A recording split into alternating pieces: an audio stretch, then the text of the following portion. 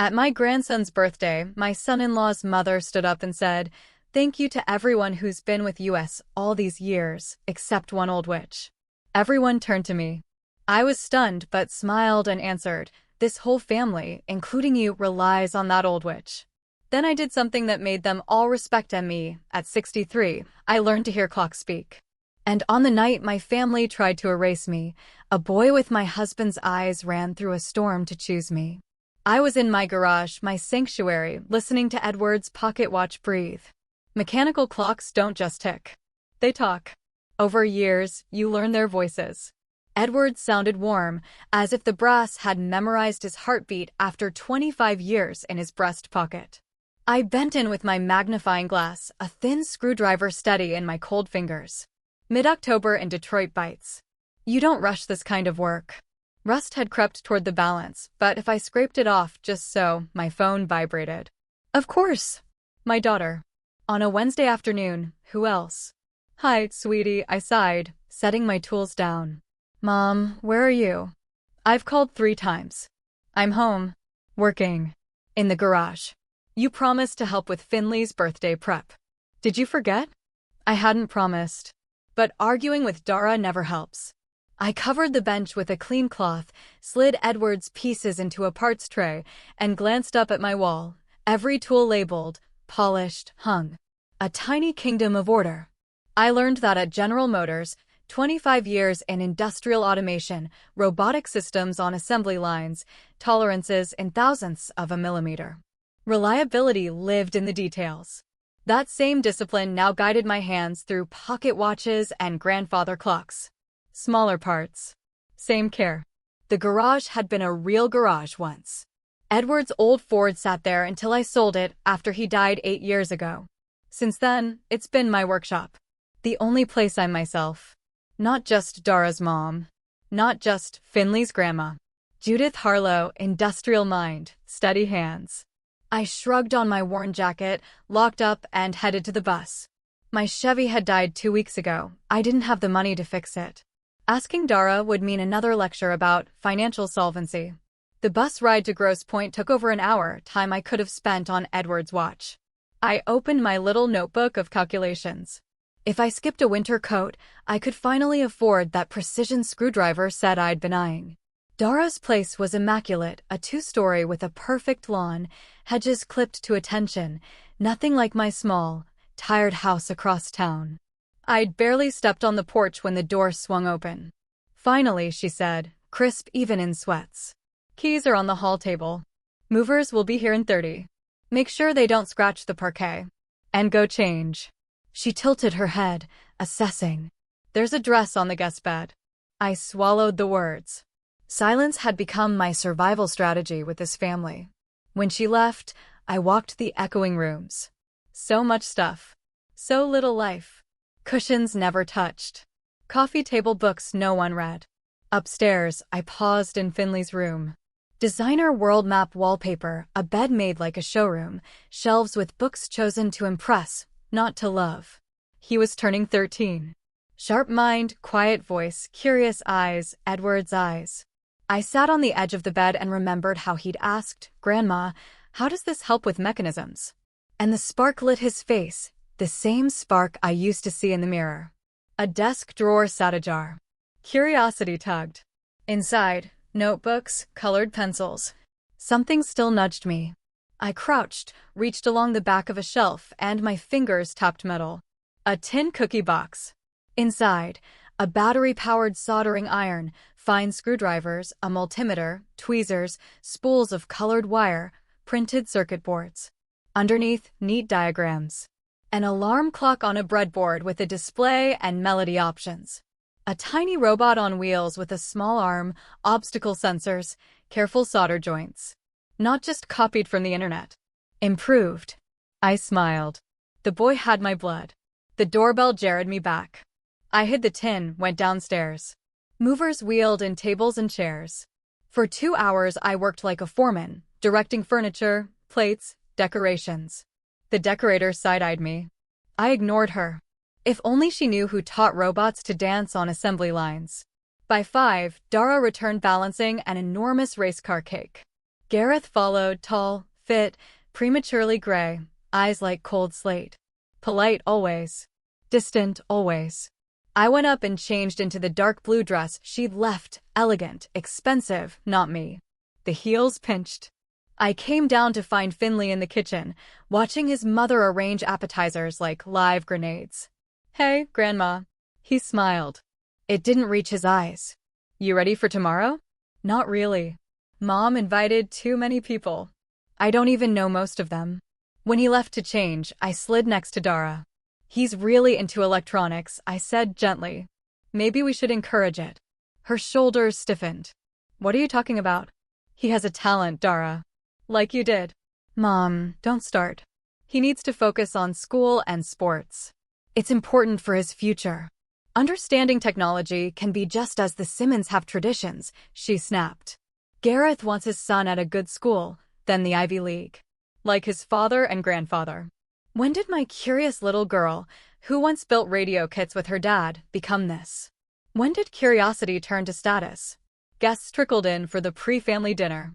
I moved quietly, pouring drinks, clearing plates, unseen, useful, invisible. In the hall I heard Gareth murmur, "Lorraine will be here at 7. My stomach dropped. Lorraine Simmons. His mother. 20 years ago, head of HR at the GM plant where I worked. She'd signed my termination during downsizing, looked me in the eye while my husband was sick and my daughter in college, and called it inevitable. Managers got bonuses. I got a box. Now she was my grandson's other grandmother. Fate has a dark sense of humor. I hid in the kitchen, pretending to make coffee. The bell rang. A deep, husky voice. Lorraine swept in, and she and Dara disappeared into Gareth's study. Not today. Please, not today. A cup slipped from my hands and shattered. Grandma, you cut yourself, Finley whispered from the doorway. He pressed a clean handkerchief into my palm. It's nothing, I said, but the drop of blood said otherwise. Are you excited for your birthday? It's not my birthday, he sighed. It's theirs. He glanced at the door. Grandma, you found my box, didn't you? I didn't lie. I did. You're good. Where'd you learn to solder? Videos. Then a plea. Don't tell Mom. I won't. And it's not a waste of time, Finley. It's a skill. Really? You worked with stuff like this, right? I set up robots on a factory floor, I said, smiling. Same principles. Precision. Consistency. Attention to detail. Cool. Can you show me how to make the robot's arm pick things up better? It keeps missing. I can if your parents say yes. Later, passing Gareth's office, I froze. I wasn't trying to eavesdrop. But the words sliced me open. The developer's offering a great price, Lorraine said smoothly. It's the perfect lot for townhouses. But it's Mom's house, Dara's voice faltered. I can't just sell it. Honey, technically the house is yours. Edward left it to you. And what is your mother doing there? Living alone. Fixing junk. At her age, it's time to think about proper care. A nursing home. Mom would never agree. Who said you have to ask her? Lorraine's tone turned steel. Gareth, explain it to your wife. That house is an asset. It's foolish to keep it out of sentimentality. She's 63, Gareth added, reasonable as a guillotine. Sooner or later we'll have to decide. Better now, while she's healthy. I stumbled away, blood draining from my face. They were planning to sell my home. Where Edward and I lived 40 years. Where Dara took her first steps. Where I held his hand as he died. And my daughter barely objected. I checked the time, close to 7. Lorraine would be here soon. I inhaled. It was Finley's birthday tomorrow. I wouldn't ruin it. Not for him. The morning sun showed up like a miracle. I'd spent the night in the guest room, a long evening of prep, and Dara insisting I stay. At 7 I padded downstairs ready to make pancakes. Mom, Dara said briskly, coffee's on. Catering will handle food. I offered to make Finley's favorite pancakes. We've planned a Belgian menu, waffles and berries. I nodded. My help was always unnecessary. By 9, the house was a war zone of florists, decorators, and white-gloved waiters. A small stage went up for a DJ in the backyard. It looked like a society gala, not a 13th birthday party. Happy birthday, dear, I hugged Finley in the dining room. Thanks, Grandma. The photographer will be here at 11:30, Dara announced. Blue suit. Family photos before guests arrive. When she disappeared, I leaned in. What would you have wanted? He thought. Maybe a trip with a few friends. A science museum. A robotics exhibition. I smiled. Find me before the guests come. I want to give you something first. For the first time that morning, he truly smiled. At 11, he slipped into the kitchen. I pressed a small box into his hands. Happy birthday, Finley. It was your grandfather's. He peeled back the blue paper and his eyes widened. A real mechanical pocket watch? Your grandfather wore it every day, I said softly. I restored it for you. You did this. He turned it, watching the gears breathe. It feels alive. Exactly. They have a soul. And a story. Steps approached. Finley tucked the watch into his pocket. Blue suit, Dara said brightly. The photographer is waiting. Guests arrived at 1: classmates, parents, Gareth's colleagues, Dara's tennis friends. At 2, Lorraine swept in, polished to perfection. She nodded at me barely. Then, my dear grandson, she cooed, handing him a silver monogrammed box. Inside, an oversized Swiss watch. Heavy. Shiny. A tradition for Simmons men. She strapped it onto his thin wrist. Now you're a real Simmons. Finley's hand brushed his pocket toward Edward's watch. Our eyes met. I smiled. Let him hold both worlds. Let him choose. At 5, we sat for a formal dinner.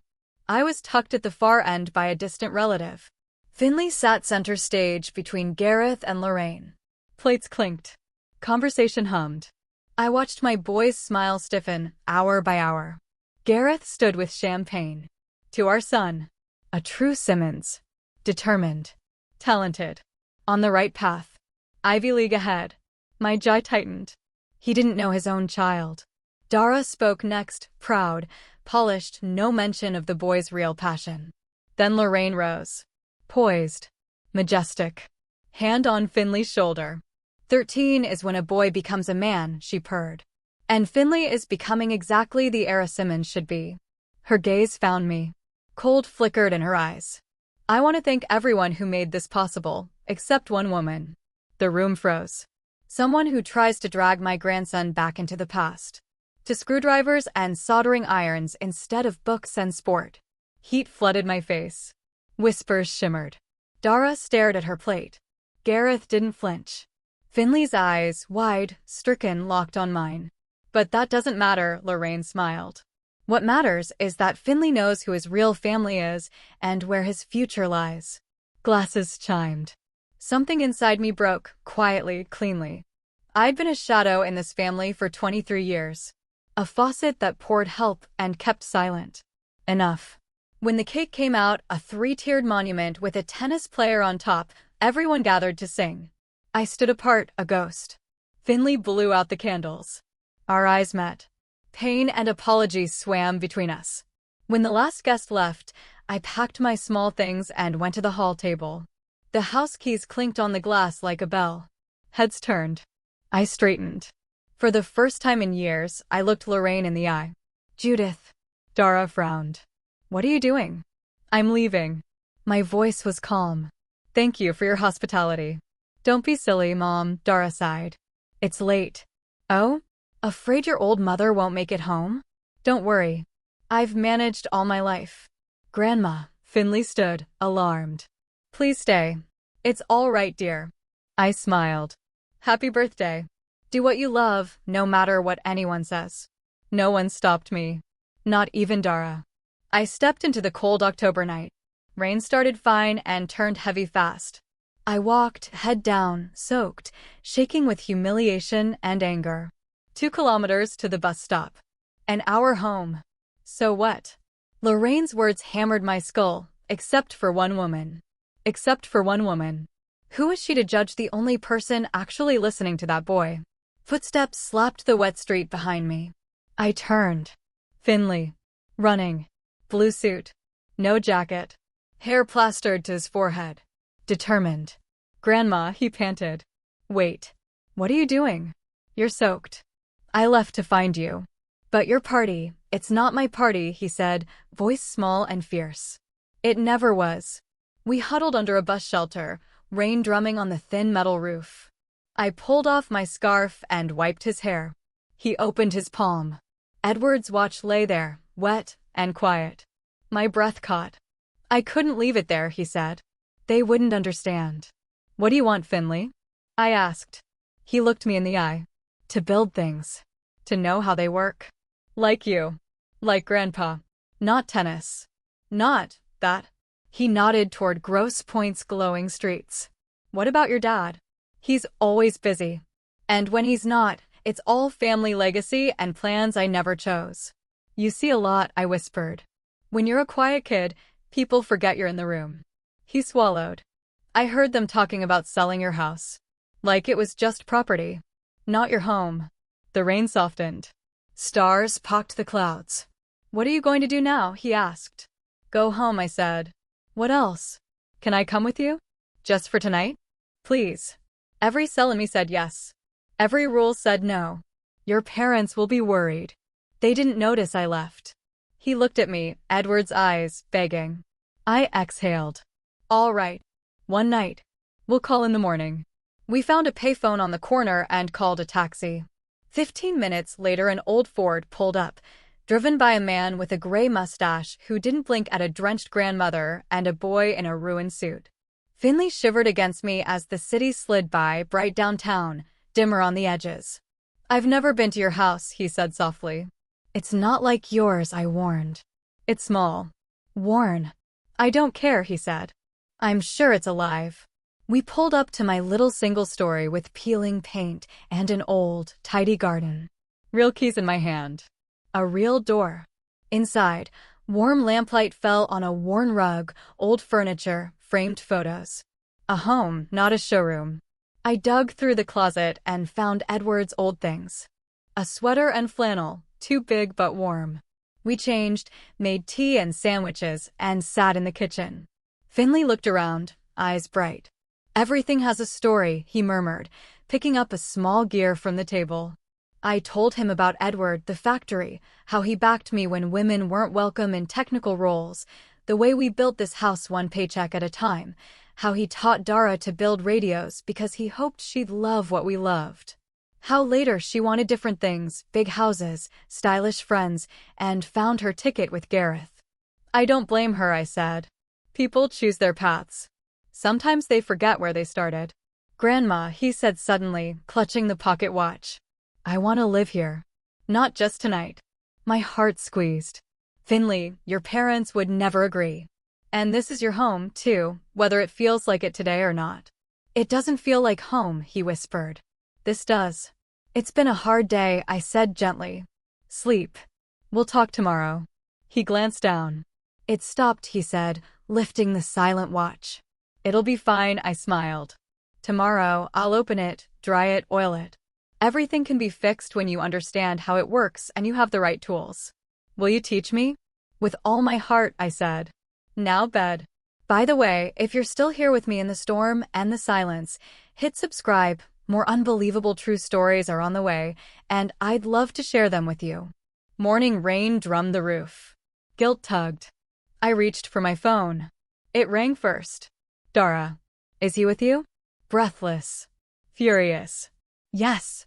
He came to get me. He was soaked. I couldn't send him back. "And you didn't think to call?" Her voice shook. "We were out all night. Gareth drove everywhere. We called the police." "I was going to call in the morning," I said evenly. He was upset. He needed a safe place. "What did you tell him?" she snapped. "He's never done this." "I told him nothing," I said, heat rising. "Ask yourself why he chose to leave a party to find his inappropriate grandmother." Silence. "Then, we're on our way." They looked wrecked on my doorstep, Dara pale and red-eyed, Gareth tight-jawed. Finley sat straight at my kitchen table, as if bracing for impact. "Finley Edward Simmons," Dara said, voice trembling. "What do you think you're doing?" "I left a note," he said quietly. "On your bed." We didn't check," she stammered. "We thought you were in the house." "When did you notice?" he asked, calm and sharp. "An hour? 2. "It doesn't matter," Gareth cut in. You left without permission, with a grandmother who didn't even call. Don't bring Grandma into this, Finley snapped, surprising us all. It was my decision. I couldn't stay after what Grandma Lorraine did. What did you tell him? Dara shot me a hard look. She didn't tell me anything, Finley stood. I saw. You let Grandma get humiliated. No one stood up for her. Silence. Heavy and honest. Between my mother and your mother, Gareth started, there's a complicated, I understand enough, Finley said. I won't be part of treating her like furniture you move when it's convenient. Enough, Dara said. We're going home. I'm not going, he said, arms crossed. I want to stay here. Don't be ridiculous, Gareth warned. Your place is with us. You have school. Practice. I hate tennis, he said, voice shaking. I hate that school where everyone talks about money. I hate being a real Simmons. Dara flinched. Gareth looked stunned. I stepped in. Finley, I said softly, go with your parents today. They love you, even if they're clumsy about showing it. And if nothing changes, we'll talk. He looked betrayed. You too, Grandma? I understand you, I said, squeezing his shoulder. And I need you safe. He exhaled. Fine. But if nothing changes, I'll leave again. And next time you won't find me. Grandma, he turned back at the door, eyes hopeful. Can I come after school sometimes? You promised to show me how to fix Grandpa's watch. I looked at Dara. She pressed her lips together. Then nodded. Homework first. Then yes. When they stepped outside, I called after Dara. A minute? Alone. Gareth waited in the car with Finley. Inside, I faced my daughter. I know about the house, I said. I heard you and Lorraine. She paled. It was just a discussion. This house is in your name because your father wanted to secure your future, I said calmly. He never imagined you'd use that to evict me. I'm 63, not 93. I can take care of myself. And in case you've forgotten something else, I opened a drawer, pulled out a folder, and handed her 3 receipts. 3 years ago, when Gareth lost his job and you nearly lost this very house, I paid 3 mortgage payments. $15,000. My retirement savings. I dealt with the bank directly so Gareth's pride wouldn't burn your family. Dara stared, speechless. Tears welled. I'm not telling you this to shame you, I said. I'm reminding you who I've been all along. I won't be packed off to a facility because my home looks like an asset on a spreadsheet. She wiped her cheek. I need to think. And I'll talk to Finley. Really talk. Good, I said. He's more like your father than you know. Don't underestimate his resolve. 3 weeks passed. Quiet miracles. Finley came 3 afternoons a week. In my garage, we laid Edward's watch open like a tiny cathedral, cleaned pivots, polished screws, oiled the jewels. He was careful. Patient. Exact. When we coaxed the pendulum to swing again, his eyes lit Edward's fire. It's alive, he whispered. On the 3rd Thursday, a heaviness spread across my chest. I brushed it off. By evening, the pain crawled into my jaw and down my left arm. Grandma, you look pale, Finley said, standing. I tried to smile. The room tilted. The pain roared. His face blurred. Grandma. I woke to a white ceiling and the metronome of hospital machines. You had a heart attack, Dara whispered, gripping my hand. A serious one. If it weren't for Finley, he called the ambulance, called us. They say he saved your life. A stent. 2 days. My body tired in new ways. My mind clear in old ones. Finley? I croaked. He sat here until we made him go home, Dara said, eyes wet. Mom. I'm sorry. And then what I'd waited years to hear. For everything. For not defending you. For listening to Lorraine. For trying to sell your house. For not seeing you. We talked. Really talked. About her childhood. Edward's death. Her hunger to leave the working class. My hurt when she turned her back on what we loved. Finley's gifts. Gareth's family. The future. I talked to Gareth about the house, she whispered at last. We're not selling. It's yours. As long as you want it. A weight fell off my chest that no surgeon could fix. Thank you. Anne. Finley wants to join a robotics club. We're going to support him. Would you go with him sometimes? Share what you know. I blinked. I'd love to. Lorraine won't like it, she added. But Gareth, he's thinking about things differently. He saw how Finley stayed by her bed. It made him remember what matters. Finley slipped through the door then, wide-eyed and teary. Grandma, you're okay. Because of you, I smiled. My hero. I just did what you taught me, what to do in an emergency. And you saved me, I said, squeezing his hand. Now we'll finish your grandfather's watch. He grinned. I already cleaned half the movement. Like you showed me. A week later, Gareth came to drive me to Dara's. They'd set up a room on the ground floor, so I didn't have to climb stairs while I recovered. I moved slow. I tired easily. But every day, I got stronger. One evening, Finley and I were sketching a new project, an automatic watering system for houseplants, when Gareth hovered in the doorway, watching. He stepped in. What are you two building? He asked, sitting on the couch like a man entering a foreign country. Finley tensed, ready to defend. That looks interesting, Gareth said, genuinely curious. How does it work? Finley explained moisture sensors and microcontrollers. Gareth listened. Asked questions. Offered ideas. Then, quietly, he said, when I was your age, I built radios from parts at the dump. My mother hated it. Finley blinked. Grandma Lorraine?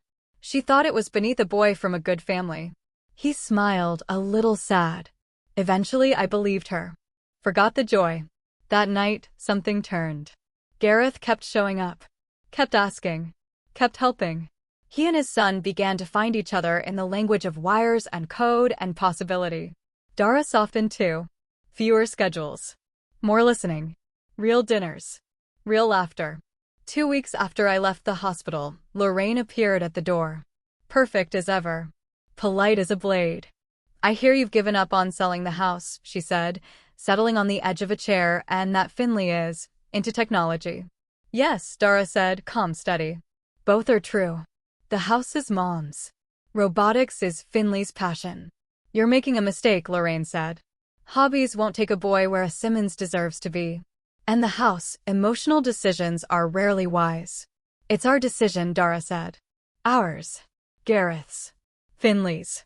We're a family. We decide what makes us happy. Lorraine looked as if someone had slapped her. She turned to me, irritation flashing with something like respect. You got what you wanted. I didn't win anyone, I said, meeting her gaze. I love them as they are. The front door burst open. Mom. Grandma.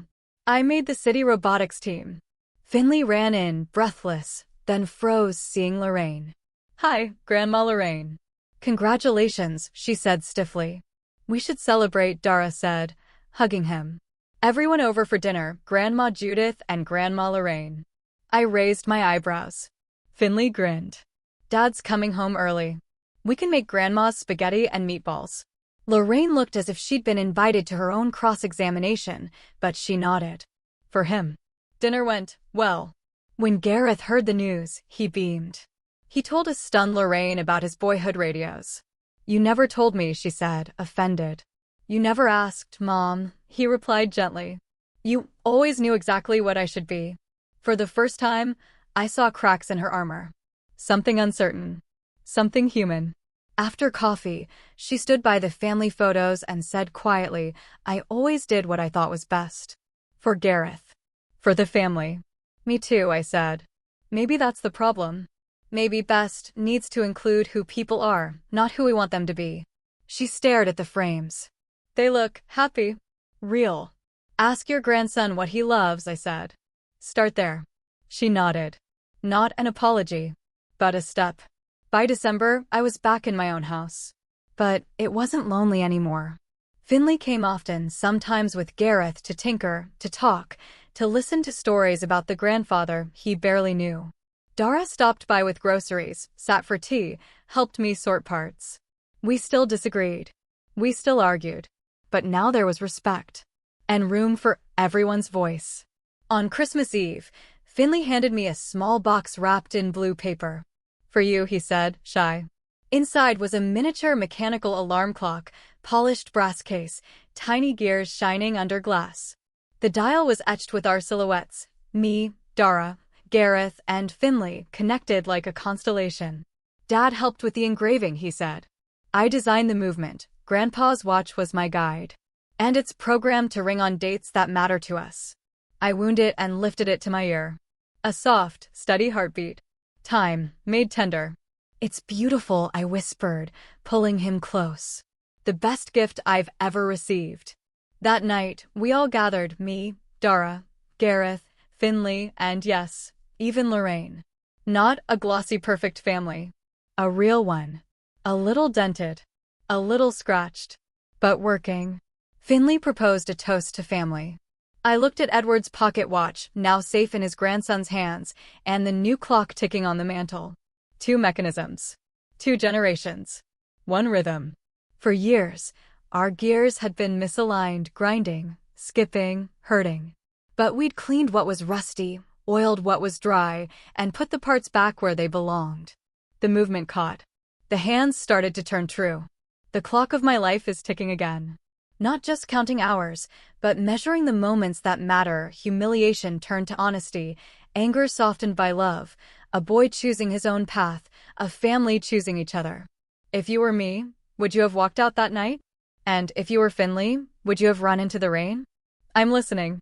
Tell me what you think.